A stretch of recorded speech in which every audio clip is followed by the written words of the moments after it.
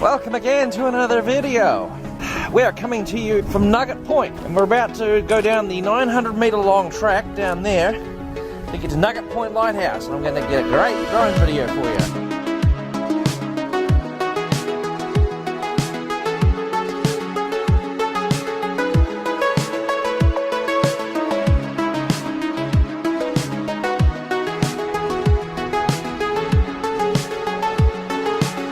Wee bit of a mission to get here. You got to go up a hill, narrow road, windy road.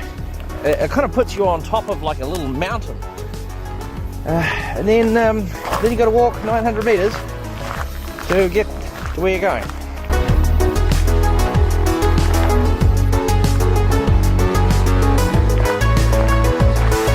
Ooh.